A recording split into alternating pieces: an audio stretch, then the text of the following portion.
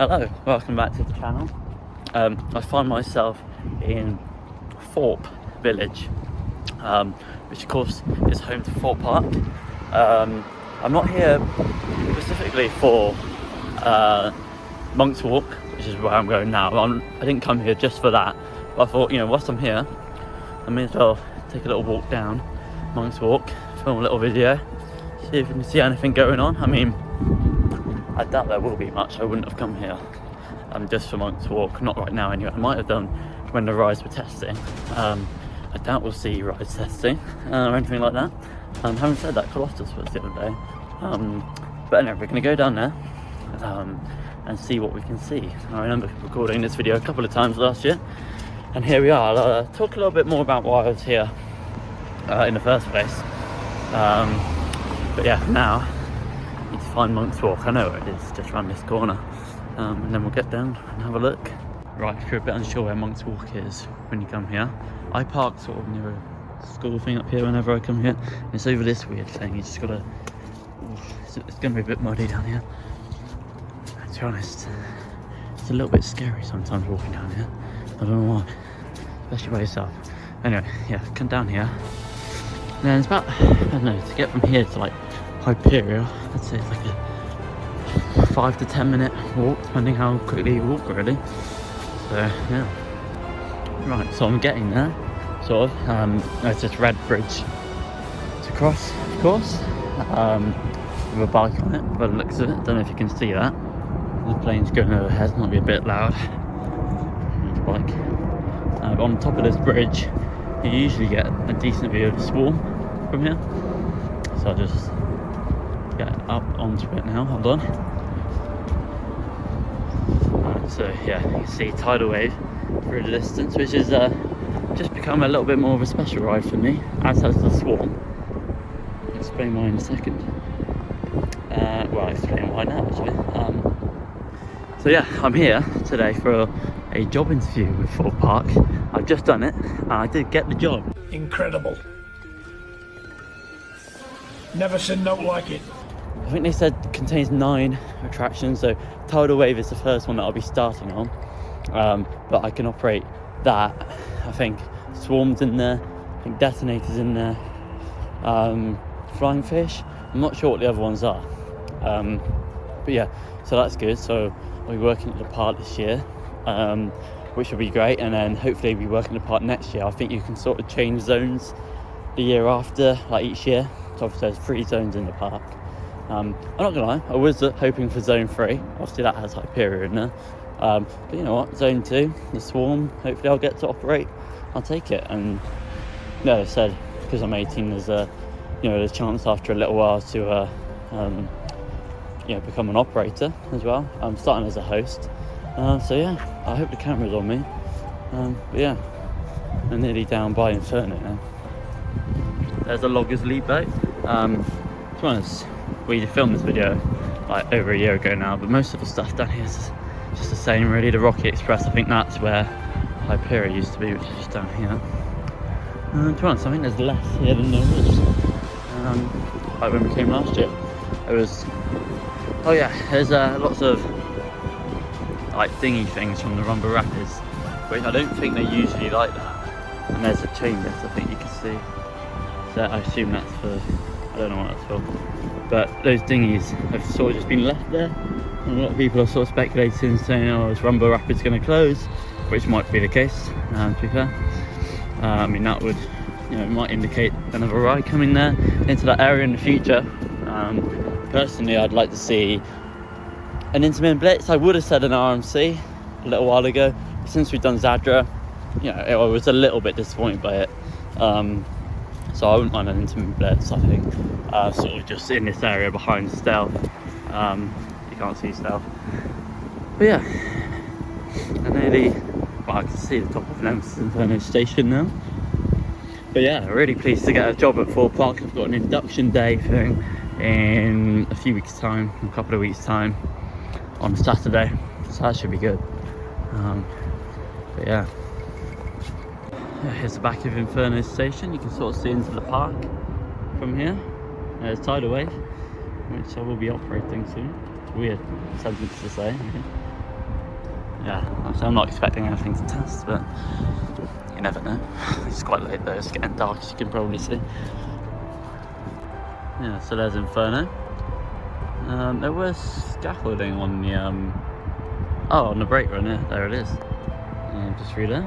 The train was on there a little while ago, but it's obviously gone now. It's a bit weird being here when, like, as it's getting dark. It's like the only other time that I've been to Thorpe Park when it's dark is Friday nights. Obviously it's late January now, so yeah. But there's Inferno, yeah, just down here. Hyperia. Yeah, so get down there and have a look. I think there's some work going on the maintenance bay, I think.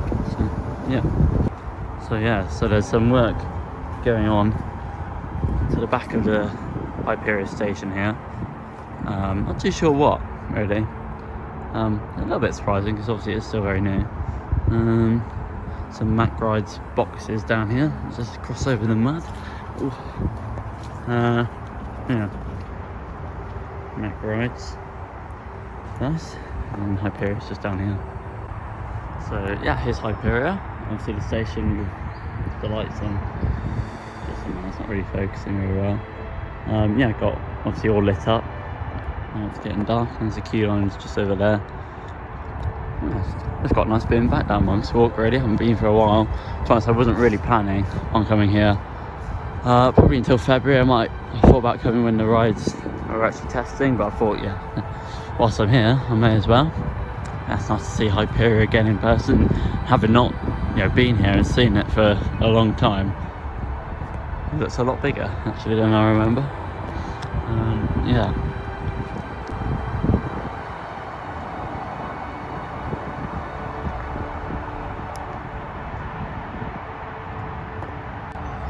Yeah, here it is, Hyperia. There's the outer bank over there. Favourite part of the ride when you're on the front row, for me. On the back it's that first drop just down there. I'm debating whether to go down, like, I think it's called Abbey Lake. I think I might. You get a quite good view of the whole park really. Hyperia as well. It looks really good lit up. Last time I was here, when it was lit up, or just in general to be fair, it was Silkstone Unlocked, so it was a great night. Didn't film anything from that, apart from a short video on Instagram. You can go and check it out if you want. Yeah, that was the last time I was here in general, and actually that was getting night rides on Hyperia and doing all the mazes as well, so that was, yeah, it was a great night. Followed up by Blackpool. Yeah, I'll go around to Abbey Lake and get some views from there with some here, because I don't think I'll be back here. Oh well, no, I'll be back here for the induction. I probably won't film that or anything. I might come back here when the rides actually start testing, but to be fair, when I come for the induction, I think they will be testing quite a bit from that point. So if I can, I'll try and get some footage when I come for that. So yeah, we'll see how we do then. But yeah, I'll head around to Abbey Lake now and get some views from there. Right, well, I'm not going through there, so there's a massive puddle there. It's not happening, but I can get a bit of a view from here. You can see Vortex over there, all lit up. Nice to see the lighting again, actually. And then here's Hyperia, of course. You can see into the area, like the station just over there. Then the main ride structure itself. You can see the bridge too, going onto the island. And technically we are actually on the Thorpe Park Island here. But I'll just go round.